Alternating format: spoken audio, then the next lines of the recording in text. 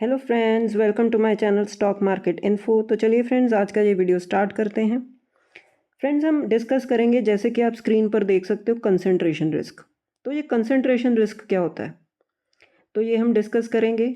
और क्या ये रिस्क जो है ये हमारी स्टॉक मार्केट के साथ रिलेटेड है, तो वो भी हम डिस्कस करेंगे। और ये रिस्क हम क्यों स्टडी कर रहे हैं, वैसे तो हम डिस्कस करते हैं कि शेयर्स के बारे में, स्टॉक मार्केट के बारे में, उसके साथ रिलेटेड न्यूज़ के बारे में। तो ये रिस्क क्यों हम डिस्कस कर रहे हैं, तो ये सभी चीज़ें आपको क्लियर हो जाएंगी इस वीडियो में। तो चलिए फ्रेंड्स, वीडियो ये स्टार्ट करते हैं। तो सबसे पहले फ्रेंड्स, कंसंट्रेशन रिस्क होता क्या है। कंसंट्रेशन रिस्क का मतलब ये होता है फ्रेंड्स कि जब आप अपनी इन्वेस्टमेंट को एक सिंगल एसेट में या एक सिंगल सेक्टर में या एक सिंगल एंटिटी में डाल देते हो। बेसिकली आपने एक कंपनी चूज़ की फॉर एग्जांपल, और उस एक कंपनी में ही सारा पैसा लगा दिया। इसका मतलब आपका जो रिस्क है वो कंसंट्रेटेड हो गया। मतलब अगर आप शेयर मार्केट में आए हो, इन्वेस्ट कर रहे हो, रिस्क तो है ही है, आप रिस्क ले रहे हो, ठीक है। लेकिन आपने उस रिस्क को कंसंट्रेट कर दिया, एक ही जगह पर कर दिया, एक ही शेयर ले लिया, उसी में सारी इन्वेस्टमेंट कर दी, वो कंसंट्रेटेड रिस्क है। एक ही सेक्टर उठा लिया, ठीक है, जैसे एफएमसीजी सेक्टर है, ऑटो सेक्टर, एक ही सेक्टर उठा लिया, उसी में सारी इन्वेस्टमेंट कर दी, वो कंसंट्रेशन रिस्क है। तो अगर आप अपनी सारी इन्वेस्टमेंट एक ही सेक्टर में डाल देते हो या एक ही एसेट में डाल देते हो या एक ही कंपनी में डाल देते हो, तो उसे बोलते हैं कंसंट्रेशन रिस्क। तो ये अगर रिस्क को लेना, मतलब अगर आप रिस्क लेते हो तो रिवॉर्ड भी मिलता है, ये बोलते हैं risk is equal to reward, ठीक है ना। आप रिस्क ले रहे हो, आपको रिवॉर्ड भी मिलना चाहिए, ठीक है। तो आप कितना रिस्क ले रहे हो, ठीक है, ये आपको क्लैरिटी होनी चाहिए, और उसके इक्विवेलेंट आपको रिवॉर्ड कितना मिलेगा। तो ये आपको बिल्कुल क्लियर होना चाहिए कि जो आप रिस्क ले रहे हो, ठीक है, उसका रिवॉर्ड आपको कैसे मिलेगा।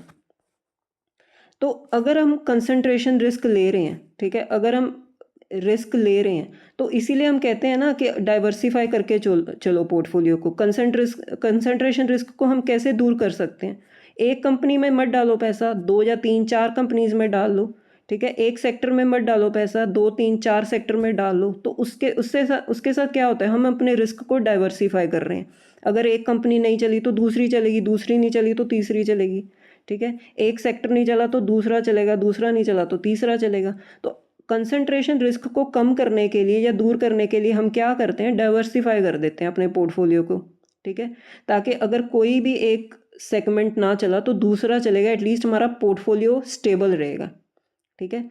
तो कंसंट्रेशन रिस्क होता है एक ही एसेट में पैसा डालना, डाइवर्सिफिकेशन होता है डिफरेंट एसेट क्लासेस में पैसे डाल देना, ताकि हमारा जो रिटर्न्स हैं वो सेफ रहें, स्टेबल रहें, ठीक है। बेसिकली हम चाहते हैं हमारी कैपिटल जो है वो ग्रो करे, बट सेफली करे। अगर हम ज़्यादा रिस्क ले रहे हैं, रिवॉर्ड भी ज़्यादा मिलेगा, लेकिन उसमें रिस्क भी होता है कि रिटर्न्स बिल्कुल नेगेटिव भी जा सकते हैं, ठीक है फ्रेंड्स। अब जैसे वॉरेन बफेट भी यही कहते हैं कि do not put all your eggs in one basket. अपने सारे एग्स को एक ही बास्केट में मत डालो, अपने सारे जो इन्वेस्टमेंट है एक ही कंपनी में, एक ही एसेट क्लास में मत करो, डाइवर्सिफाई करके चलो। लेकिन वो ये भी बोल रहे हैं कि अगर आप सारे एग्स को एक ही बास्केट में डालते हो, वॉच दैट बास्केट क्लोजली। अगर आप कंसंट्रेटेड रिस्क ले भी रहे हो, तो वॉरेन बफेट ये कह रहे हैं कि अगर आप एक ही कंपनी में पैसा डाल भी रहे हो, सारी इन्वेस्टमेंट डाल रहे हो, एक ही एसेट क्लास में डाल रहे हो, तो एटलीस्ट उसको क्लोजली वॉच करो। अगर आप रिस्क ले भी रहे हो तो आप उसको क्लोजली ट्रैक करो कि मेरी जो इन्वेस्टमेंट है वो जा कहाँ पे रही है, रिटर्न उतना एडिक्वेट मुझे मिल भी रहा है कि नहीं मिल रहा। ये डिफरेंस होता है फ्रेंड्स, कंसंट्रेटेड रिस्क का और डाइवर्सिफिकेशन का। अगर आप कंसंट्रेटेड रिस्क लेते हो तो क्लोजली वॉच करो अपनी इन्वेस्टमेंट को। अगर आप डाइवर्सिफाई करके चल रहे हो तो ठीक है, आप अपने रिस्क को डिवाइड कर रहे हो बेसिकली। लेकिन अगर आप एक ही साइड में जा रहे हो तो क्लोजली वॉच करो। अब आप ये सोचोगे हम ये बातें कर क्यों रहे हैं, why we are talking about concentrated risk. तो फ्रेंड्स, इसका एक ही रीज़न है कि हम ये बातें क्यों कर रहे हैं, क्योंकि एक जो है ना ऑब्जर्वेशन निकल कर आती है। बेसिकली स्टॉक मार्केट में सारी है क्या, ऑब्जर्वेशन। जितना आप ऑब्जर्व करोगे ना, उतना ही आप सीखोगे, उतनी आपकी जो इन्वेस्टमेंट डिसीजंस है ना वो फाइन होते जाएंगे, ठीक है। आप स्मार्टली डिसीजंस ले सकते हो इन फ्यूचर अगर आप ऑब्जर्व कर रहे हो कि आज चल क्या रहा है। आपकी डिसीजन मेकिंग उतनी ज़्यादा स्ट्रांग होगी और कॉन्फिडेंट होगी।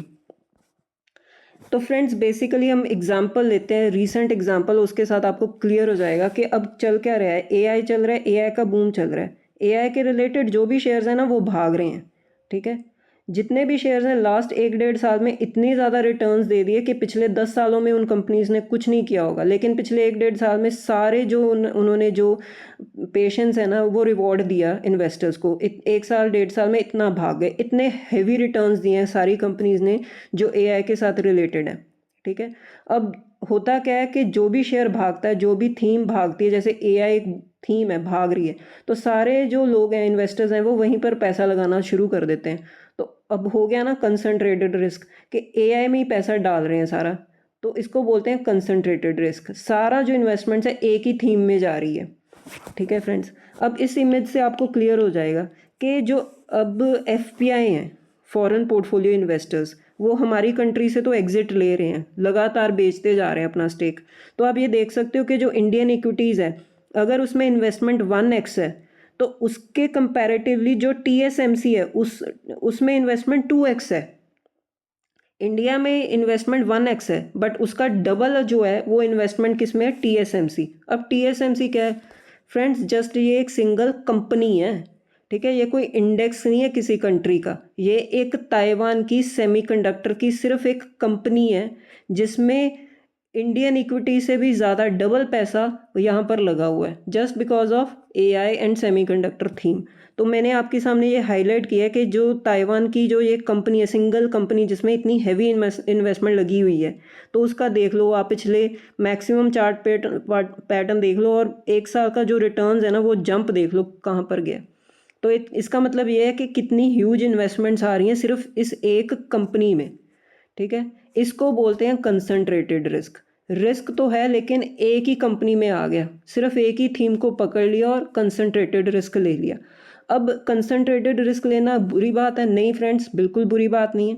अगर आपकी नॉलेज है, अगर आपके जो आप अपडेटेड हो मार्केट में, अगर आपको पूरा समझ है इस चीज़ की कि कब एंट्री करनी है और कब तक शेयर में टिके रहना है, तो कंसंट्रेटेड रिस्क बहुत पैसा बना कर देता है।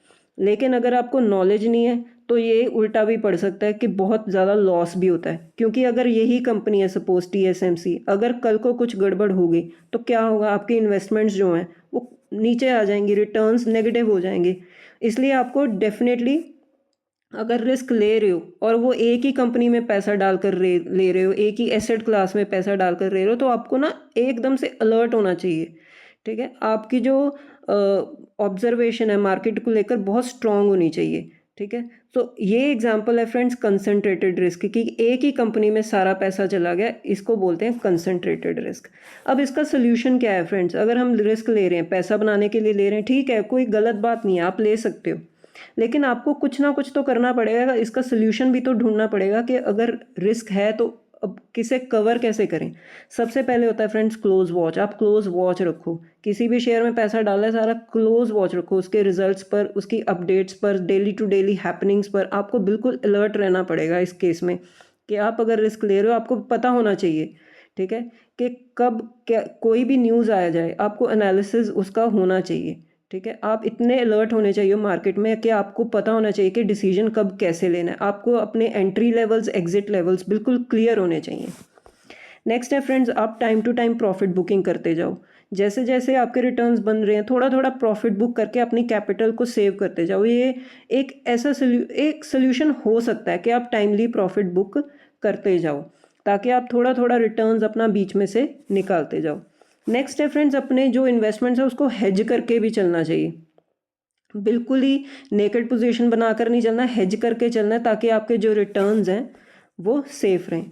तो इसका लर्निंग क्या हो सकती है फ्रेंड्स? इसमें लर्निंग यही हो सकती है कि अगर आप रिस्क ले रहे हो और वो भी कंसंट्रेटेड रिस्क ले रहे हो तो आप कुछ ना चेक पॉइंट्स अपने बनाकर चलो कि आप कैसे अब उस रिस्क को मिटिगेट करोगे, कैसे डील करोगे उस रिस्क के साथ। आप क्लोजली अपने इन्वेस्टमेंट को ट्रैक कीजिए, अलर्ट रहिए और जैसे जैसे कोई भी न्यूज़ आए उसका एनालिसिस करके रिएक्ट करते जाइए मार्केट में।